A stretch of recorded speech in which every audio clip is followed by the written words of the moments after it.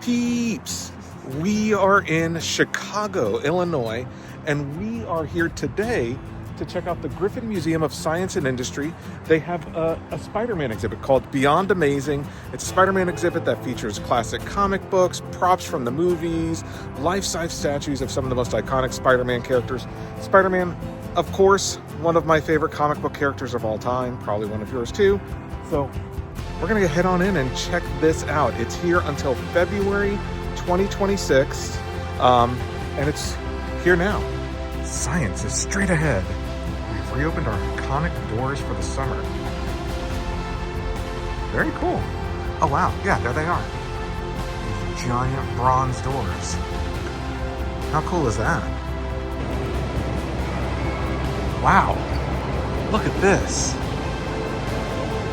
This is awesome. And here it is, Beyond Amazing, Spider-Man the Exhibition. Now, this is a separately ticketed event, so you can get tickets to the museum and access all sorts of stuff. But this one you have to get a separate ticket for. They're time tickets, so that's why they have a little clock there, so you choose what time to come back. Or they have special VIP passes that are like express passes if there's a line, which there's not today, and you can walk in at any time.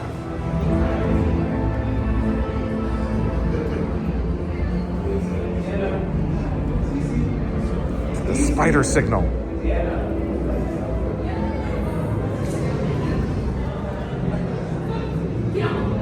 Oh wow, look at this.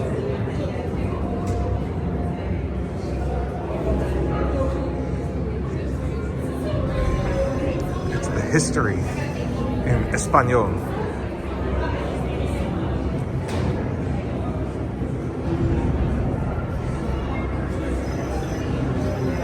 So this is like the history of Spider-Man, and it just kind of like plays this video. That's awesome. 2011, Miles Morales. And they've got this fun photo up with a life-size Spider-Man. Okay. History of the Marvel Universe, which started as Timely Comics. Oh well, no, this actually just jumped straight into Marvel Comics. Check it out. Journey into Mystery number 73. What's relevant about this? Prior to the launch of the Marvel Universe, Jack Kirby, Steve Ditko, and Stan Lee produced a number of mystery and monster tales, including this one.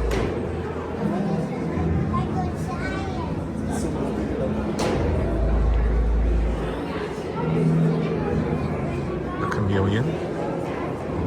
This is cool. A Strange Tales Steve Ditko art. I guess it's from the collection. Okay, I think this is literally a piece of original Steve Ditko art. That's crazy. Here's one from Amazing Spider-Man issue 31, page 11. So they show Amazing Fantasy issue 15, the first appearance of Spider-Man, and then they show like they're kind of cycling through all these covers that have kind of come inspired by it. I actually had that comic. I bought it when it came out. Whoa.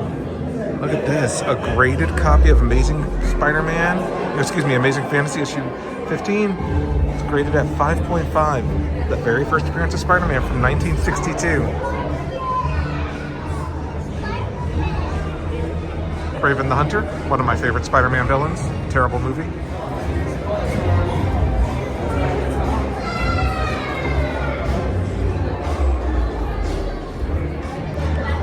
Doctor Strange.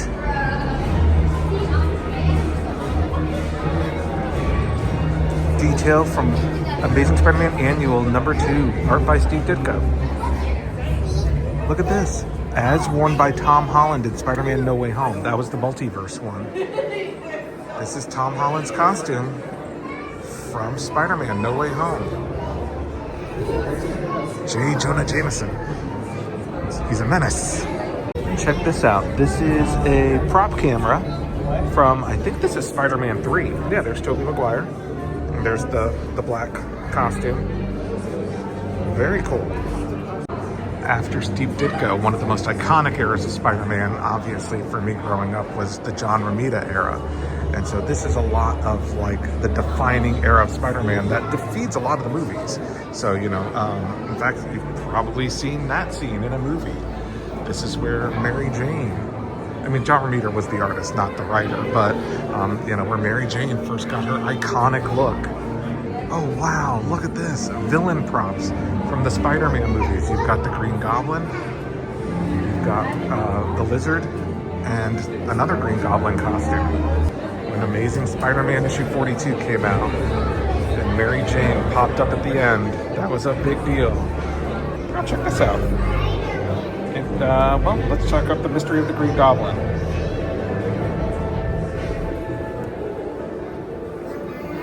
Oh yeah, because you didn't know it was Norman Osborn until it was revealed. Concept sketch of Robbie Robertson by John Romita Sr. Like, that's crazy.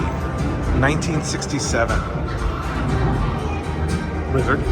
There's Mysterio, who's one of the Sinister Six, which is my favorite supervillain group of all time. Ooh, what's happening? Well, there they are. Green Goblin, Electro, Dr. Octopus, Sandman, and the Vulture. The Sinister Six. So this is the costume worn by Dane DeHaan in Amazing Spider-Man 2. This is the Spider-Man with Andrew Garfield versus that one, the Willem Dafoe. And that also is from, that's the Willem Dafoe's Green Goblin, but that is also the Lizard from the Andrew Garfield movies. You've got some more movie props here. Doc Ock's glasses and a tentacle claw. And these are from Spider-Man 2 with Tobey Maguire, and this was Alfred Molina's, part of Alfred Molina's costume. Oh, whoa, look at that photo opportunity with the giant Doc Ock. That's cool. Over here, they've got merchandise and multimedia. So this is about some of the Spider-Man licensing, the toys, and things like that. There it is. Some of this was a little before my time, but I did actually have some of those action figures up there. I remember those. So there's a second gallery. This is the other half of the exhibition that we're going to check out now.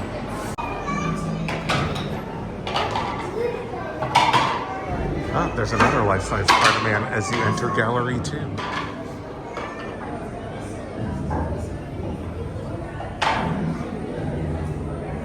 Oh, whoa. You've got Venom everywhere. The Wall o' Venom.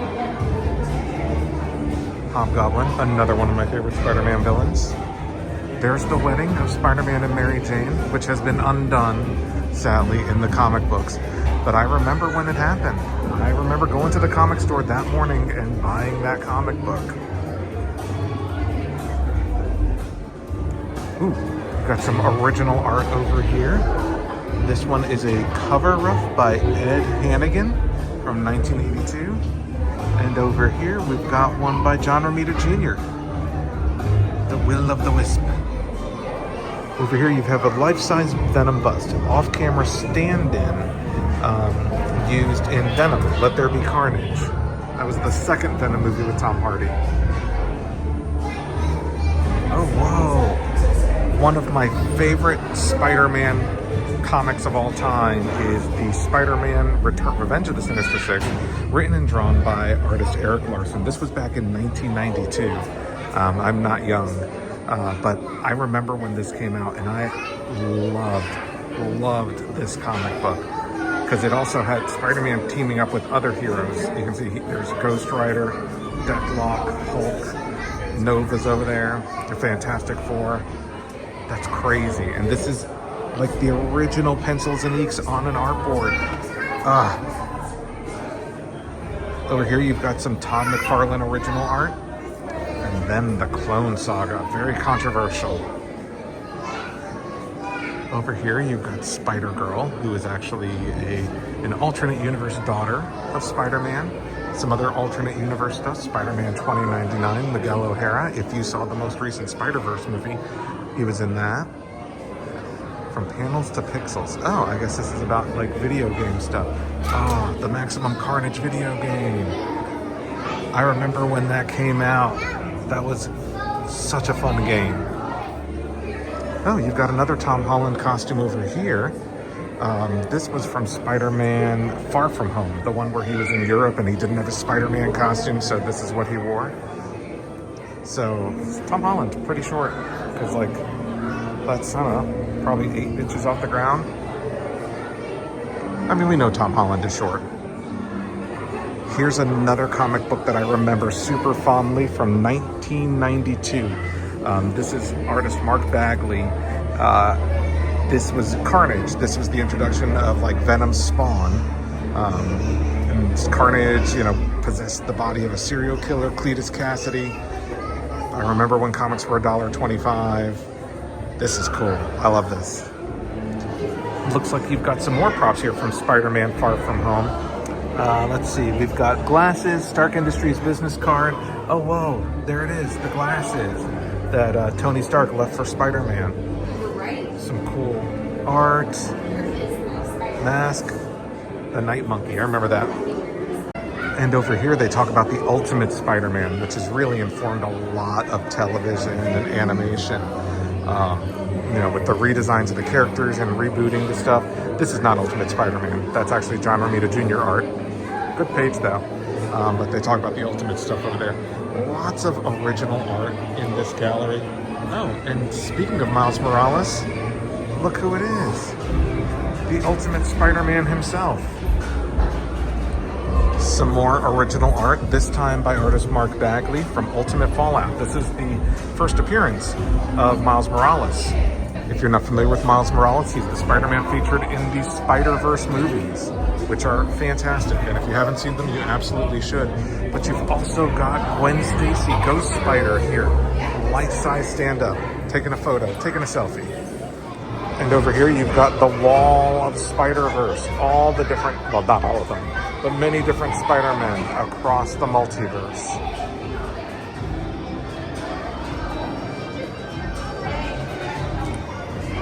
No way, it's Spider-Ham. How awesome. Over here, you've got a little drawing class, and you got people drawing their favorite friendly neighborhood Spider-Man. And that's the end. And then you walk out, of course, exit through the gift shop, which features a ton of Spider-Man merchandise and goods. That exhibit was great. All right, so that does it from us here at the Griffin Museum of Science and Industry. You know, the Spider-Man, first of all, this museum is incredible. I mean, they had like a full-size submarine in there, trains, planes that you could walk in. I mean, it's a crazy museum. It's really cool. I've never been to it before.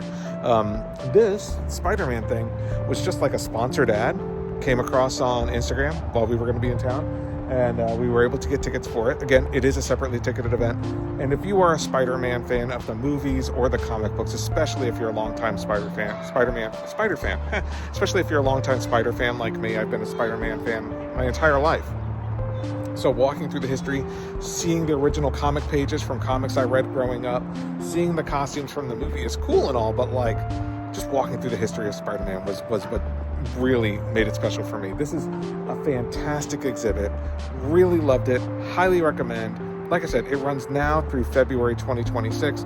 Definitely recommend checking it out. It is also a touring exhibit, so check out the website, which I don't know what it is, but I'll put it right here on the screen because it may have more information on where it'll be next if you're not in the Chicago area. Well, everybody, thank you for watching. If you liked this video, and hopefully you did, give us a thumbs up on it. It really helps us out to know what type of content you like and what you want to see. And while you're down there, hit the subscribe button and the little notification bell so that you know when we release more content. I know this is different than our normal type of content, but still kind of fits within the, the mode. It's Spider-Man, right? We all love Spider-Man. So we will see you in the next one.